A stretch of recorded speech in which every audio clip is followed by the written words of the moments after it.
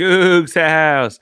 All right, the Houston Cougar football program has a quarterback battle to figure out, and Tuesday was the first day of practice where they figured or are figuring that out. And they're doing it at practice. Practice, not a game, not a game, not a game. Practice? You are Locked On Cougs, your daily podcast on the Houston Cougars, part of the Locked On Podcast Network. Your team every day.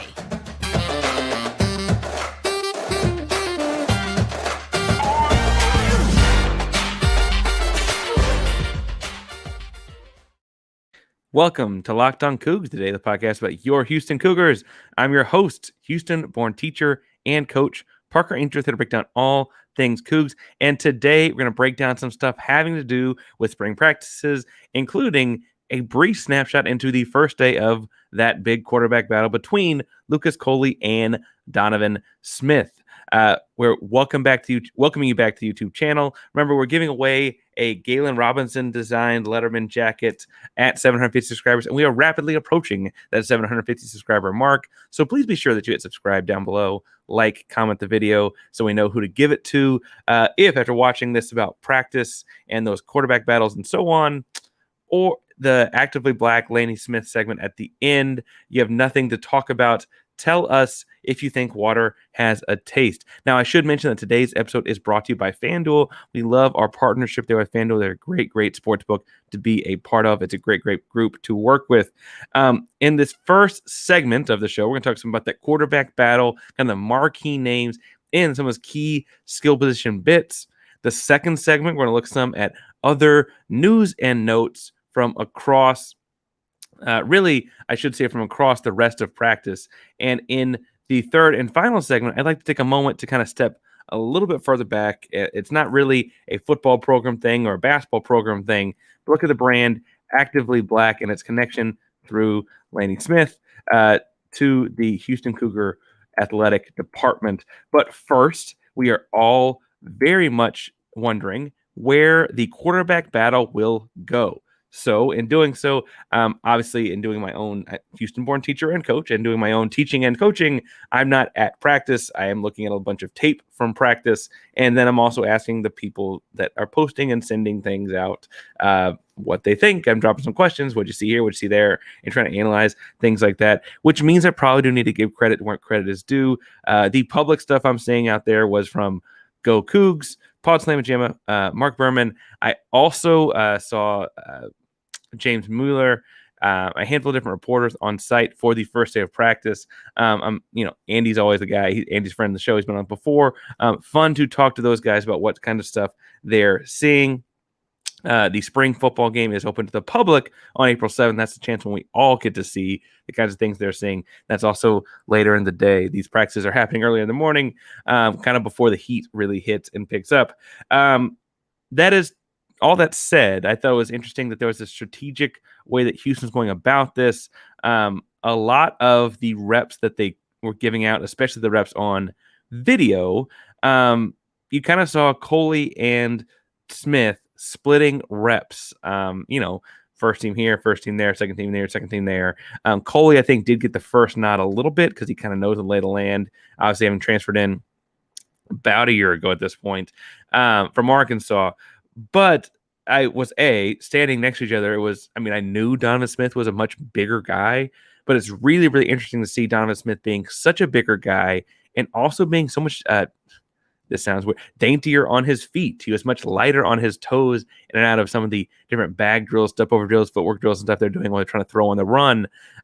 Just kind of speaks to his athleticism. Not that Coley wasn't a strong athlete, but it was interesting to see how those worked, at least in like the t-shirt and shorts kind of drills. They were doing a lot of, obviously no quarterbacks getting hit anytime soon. And that changes the game a whole lot. But it was interesting to see that as well. Also worth pointing out in watching this, I thought they both threw pretty good balls. I don't mean to say that either one didn't throw a great ball.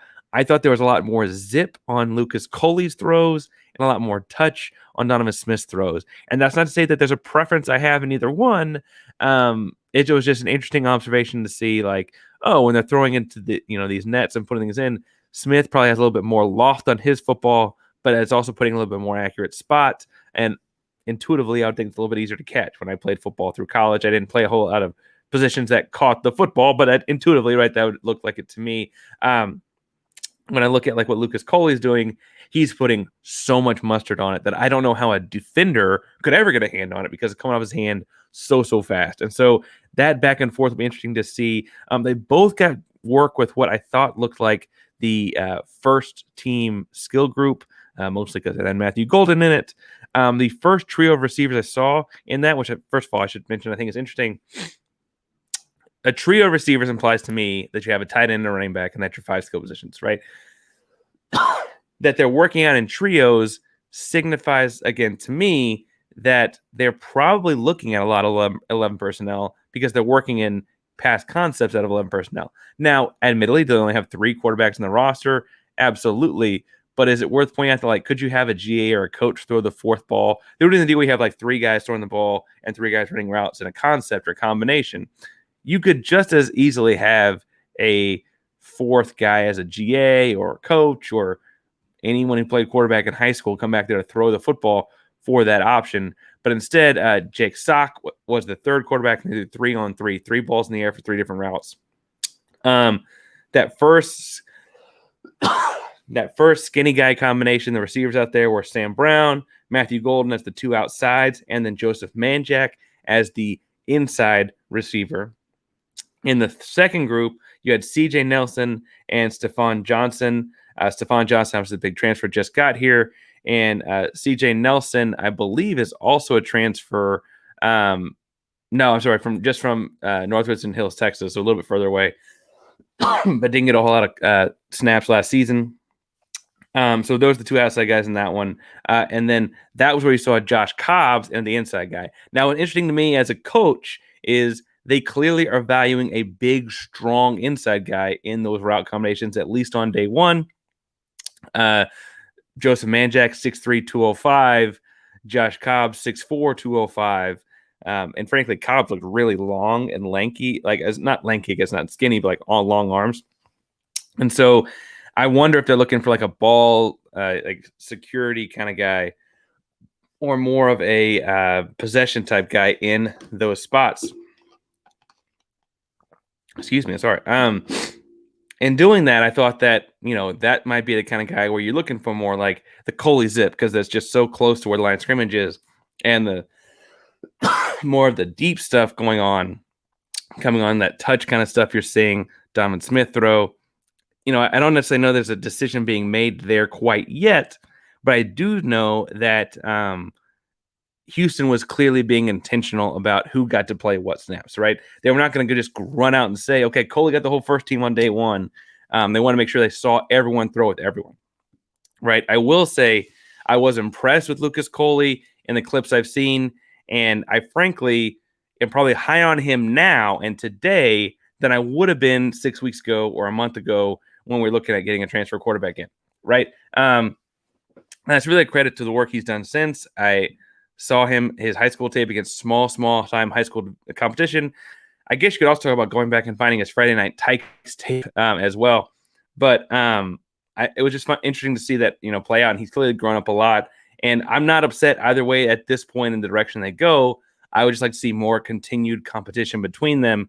And frankly, what'd be really cool is if we got some transparency from Holgi or Nagavi or Mike Burchett or whoever, as far as what kinds of things they're looking for in the competition. In the second segment, I want to talk about other guys out there competing and the big fellas that are protecting those guys.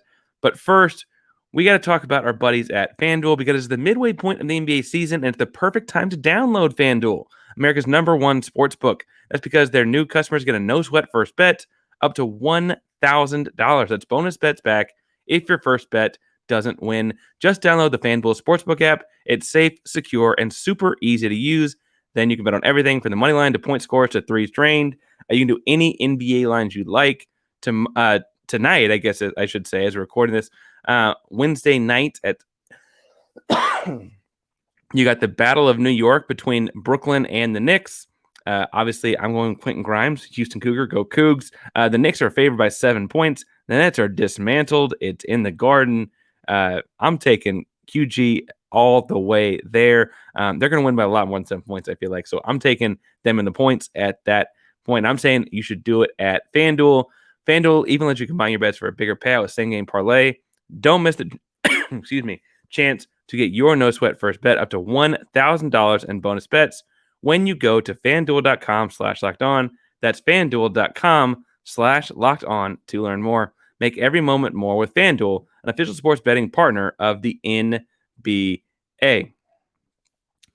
All right, so in the second segment, I said I want to talk a little bit about the big fellas, and obviously part of that is because Coach Emmanuel Gavi is new, and not only is he new, he's one of those guys that as a young coach is kind of categorically, meteorically rising. He already had a little bit of an offensive coordinator role at a smaller school, but in watching him come in, it was interesting to see like the tone he hit practice with. The pace of his drills appear to be really, really fast paced. And I don't mean to, talk badly about anybody. I don't know that the Houston offensive lineman group looked like they were exactly up to the task, at least for the speed of the drills that he was asking for. And I think that's a good sign for the growth you'll see out of that group, because Houston's got 8 returning linemen, including you add in Jalen Garth, who had to miss the 2022 season, ineligible after a late transfer. I think that's a good sign. He was really focused on like fine-tuning specific details. They did like a 6-point stance deal. So 6-point stance, if your lineman is, you got both hands on the ground, that's 1-2, both knees on the ground, that's 2-3, and then your toes are on the ground, that's 3-4, and then your toes on the ground, that's 5-6. 6 points of contact with the ground and exploding into the sled, right? And he really, really focused on their eyes. He was really, really focused on things about like where they're looking and where they're looking through, and already looking at that next and third and fourth level of teaching these concepts from day one. Interesting to hear, positive things I would say to hear. But in pushing the pace on those, I think there are a lot of Houston Cougar linemen that were like, oh, whoa, this is the new way we're doing these things. It felt faster, even for a teach day, first day kind of stuff, than I think they were ready for. I also was interested, Houston had their problems with holding and things like that last year, right? Houston's most penalized team in college football, not only by year's end, but for the majority of the season. From day one, they were doing a lot of their drills, not all of their drills, but a lot of their drills I got video sent to me of in what I'm calling handcuffs. And if you got a better name for this as a coach, A, let me know. But B, I'd like to use them as well. The handcuffs were like, they looked almost like rubber or something like that, but they kept the offensive lineman's hands, and for the audio only folks, I'm sorry, but very close together. And so when you're popping guys and blocking guys, you're less likely to like have your hand drift out and get that holding call where you're out away from your body because you got him in here. Now you could obviously hold with your 2 hands away from your body, but you're certainly a lot less likely to have like the accidental hand out and those kinds of things. It was like an interesting like teaching tool in the first, like, hey, we're going to train our hands to be really, really close together from the jump, right? From the jump, very, very specific. And they were doing it in a number of different drills. And that to me means like it's trying to carry over from drill to drill. Again, Houston's got every reason that you could argue they ought to feel comfortable with their offensive line play. Every reason you could argue that they're bringing back a bunch of starters and Patrick Paul will be a pro one day. And like, if you look across the line, like they're pretty talented for a team moving up to the Big 12. Like I think they look fairly ready, but he's very much drilling in like basic teaching concepts on day one to keep fundamentals very, very sound. I was impressed by it. I thought it was really, really good to see happen. Obviously, those big fellas going to be blocking for the quarterbacks. They're also be blocking for the running backs. And Alton McCaskill, it's good to see him back on the field running around. He had the ACL injury and missed the 2022 season. But in the 2021 season, he had the most rushing touchdowns for a freshman in UH history. Really, really talented running back. And it was good to see him back and in action. He was wearing a green jersey. And that obviously is just to, make sure that if they ever got in a team type situation, you could like tell them apart. He was not the only green jersey on the field. But worth noting, their green jersey is different than a black jersey, and the black jersey being the ones the quarterbacks are wearing. McCaskill, 6'1", 210, and I thought he looked like a really good in shape 210 in his latest measurement. Like he looked with an ACL injury, guys can't like, stay in shape the same way in the downtime, and you worry like, ooh, what are they going to look like when they show back up? McCaskill looked to be in really good shape. The Conroe, Texas product looked really, really ready to roll. And frankly, I know we're all like eager to see him hit somebody. I wish we could see him more active this spring, but I understand we're waiting till the fall. But he looked great in bag drills, looked great in mesh drills, looked great in all kinds of different basic running back drills you'd see. Really, really impressive there. Other big fella thing I want to point out. We've already run one off. If you don't know what I'm talking about, it was very evident that it must have been shortly after practice. Chase Todd, a 6'2", 305-pound junior, entered the transfer portal shortly after practice. Now, I don't have confirmation on if he was at practice or not. If you got confirmation, let me know down below. But needless to say that if he's transferring out right after practice, he saw the writing on the wall about something. Either he and Nyagavi weren't going to get along, or he was never going to get in, or he might just be done. Sometimes college kids get to that junior, senior year, realize that NFL dream is still just a really, really distant pipe dream at best. And they're like, you know what, this is a lot of work and a lot of pain. I'm just going to go to class. And that's a big guy to just go to class, but we'll see. We'll see what's next for him. He is entering the transfer portal. And so obviously when we have more news on that, we will send it along. But I don't want to run guys off, but I will say that I feel like if a junior is entering the portal at this point, I do think that says something positive about the guys that are staying, because it means they had that clear hold on the positions, that this kid didn't feel like I have a chance to squeeze in there. Oh, that guy looks weak. I can pop in there. I can get in that spot. Like, no, that ain't happening. And frankly, if you're like a competitive football guy with Houston moving up to the Big 12, you could almost argue that everybody should be staying, because you're not going to transfer to a program higher than the Big 12 conference coming out of American if you weren't getting real time on the field anyway. Right. So I say all that to say that I think it was an overall very successful first day at practice. It looked like the 7-on-7 skill drill kind of stuff looked fairly competitive. It did look like the offense won a lot more reps than the defense did, but that could also just be videos, right? That could also just be videos. And I will say that it looked like to me that there was a lot of intentional work being done on footwork defensively in the DB back half for sure. Linebackers pursuing the football while moving forward for sure. Really, really impressed by some of the bag work the D linemen were doing. Obviously, that's like the strength of the defense and has been for a long time. But like they were doing what we called four corners. So you had a box of like the wobble dummies, and you come around, and every time you pop one, you turn it a 90-degree angle and pop with a hand move. Nelson Caesar hit the thing so hard I thought it was going to stay down. It was really, really impressive to watch him go around that. And frankly, it's a leadership year for Nelson Caesar, right? He was the young guy for Derek Parrish and DeAnthony Jones last year, and now it's his turn to lead the group. And so he and Dot Nwanko will be interesting to watch. Obviously, Ish Harris will be interesting to watch in his transition back down to the line. And Wegbu will be interesting to watch in his transition back down to the line, too. Those guys both played linebacker at the Power 5 level before transferring to Houston to play DN at the up-and-coming Power 5 level, I should say. They're both listed as edge rushers. So we'll see what that looks like. On the whole, though, exciting first day of practice. Second day of practice is Thursday. So while we have a bunch of stuff happening on campus on Thursday, you can bet we'll find some time to talk about how that went as well. If you've got questions, comments, concerns, or things to look for, comment down below. And we'll be sure to look forward to answering those kinds of things as well. But I would like to get into the third segment and talk some about Lanny Smith. So let's get to it. Now, Lanny Smith, I think, made waves in Houston Cougar corners. I guess first as a player, I should probably point out he did play for the University of Houston. I want to make sure I got his years accurate here. But in doing so, so he graduates in 2008 from the University of Houston. He shows up so well before Kelvin Sampson, but he's a entrepreneurial kind of guy. That's a hard word to say. Entrepreneurial kind of guy. But in doing so, he has created this brand called Actively Black, and it's like a combination of like active wear, sportswear, athleisure, all the kinds of like crossover and athletic wear you see today, where it's like kind of like joggers have become almost professional to wear in some situations. I wear a hoodie a lot of days to work, and I wear usually khaki colored or material joggers, but to work often enough. He's combining those things with homages to Black history, in a way that's really, really cool to see, especially as we're like wrapping up Black History Month, right? Yeah, we just ended Black History Month, moving into Women's History Month. More to come on Women's History Month. Hopefully later, we get into March Madness as well. But in doing so, he's like tying in Black history and pride in Black culture into the brand in a way that's interesting and cool to see, from a brand with the, hopeful national reach. He invested a lot of money in this.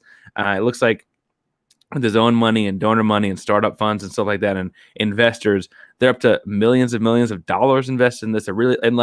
It's high quality products and stuff, right? It's the equivalent of your Lululemons kinds of stuff. It's really, really cool materials. But it's also all about supporting Black-owned businesses and Black culture. And he made headlines in the last week by sponsoring an NIL deal with the entire Houston Cougar athletic or the basketball program. And in doing so, he caught the eyes of a lot of people because that's a way for him. He's giving back to the college basketball program that helped get him to the degree that got him to the entrepreneur. Like, it's this cyclical motion, right? And it all ties back to one another. Really, really cool to see. Now, Lanny is from Missouri City. Like, he is Houston through and through. So it makes a lot of sense that he's tying this back to his hometown and his college team as it's like on the rise. The program's built to be as strong as it's ever been, right?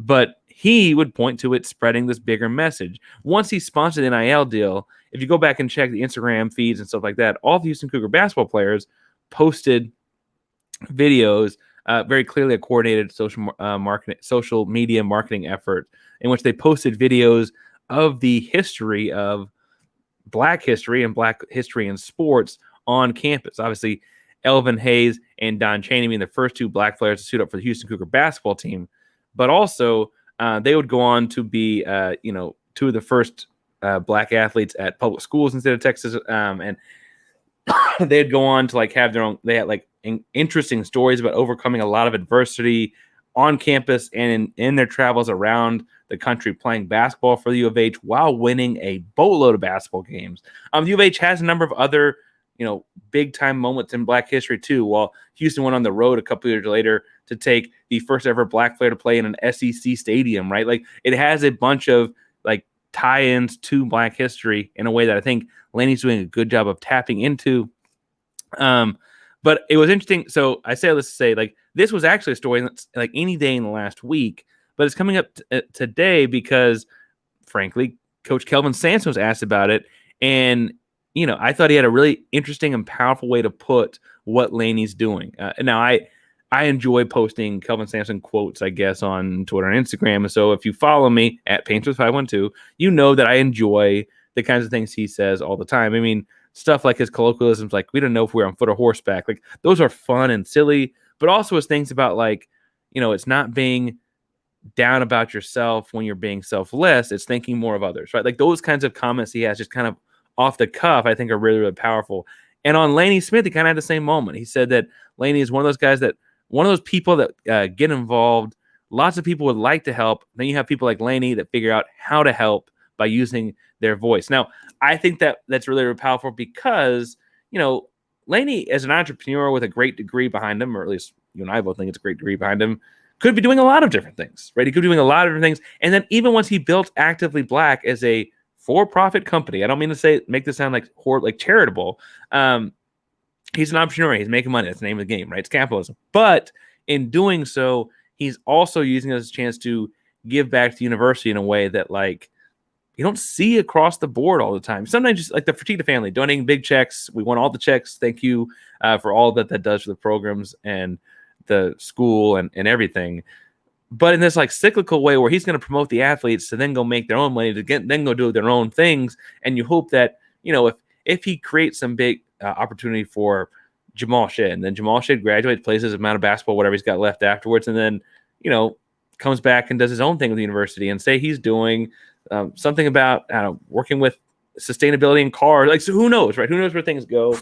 Oh, sorry. And I just think it's interesting, like, way to build the NIL program. And I think it's an interesting way to build, like, as a history teacher, tying in history these things. I mean, like there's a whole line with John Carlos, right? And like that's a cool way to go about this company as well. As a history teacher, I'm really cool. I think it's really, really cool. But it also, I think, is a cool way to look at like giving back to the program in a way that helps it eventually continue to build and snowball in a good way. Right now, I guess we can throw Lanny Smith. Yeah, we can throw Lanny Smith's link to his products and stuff in the line down below. If you go to Instagram, each different player has like, their little spiel about it. If you go check out their Instagram pages. I noticed they didn't post on Twitter. We don't have much of a tweeting team. We have a big time Instagram team, not a whole lot of tweeting team. But that's the way that goes. So make sure you go check out that as well. The link will be down below in the description. Speaking of checking things out, make sure you check out Locked On Cougs each and every day. We're happy to bring you the latest on the Houston Cougars each and every day of the year. Your number one daily podcast on all things Houston Cougars. Make sure you subscribe so we can get you one of these Galen Robinson designed Letterman jackets for the city on the back, Houston Cougars in the front. Really, really cool jacket. Excited to give one of those out at 750 subscribers. So we got to get there. If you want to talk to me about Houston Cougar football, basketball, baseball started, softball started. We talk about the Rockets. They're kind of depressing when we talk about them, or the Astros or whomever. D'Amico Ryans, like that high. We'll see what the Texans do in the draft. Maybe they get Tank Dell. How cool would that be to get all put together?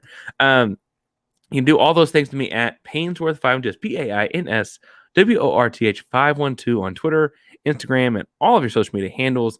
Thank you all so much for checking out the show today. If you're looking for a second listen of the day, I'm going to recommend Locked On Big 12. It looks like Wednesday may be a big day for some news and conference realignment.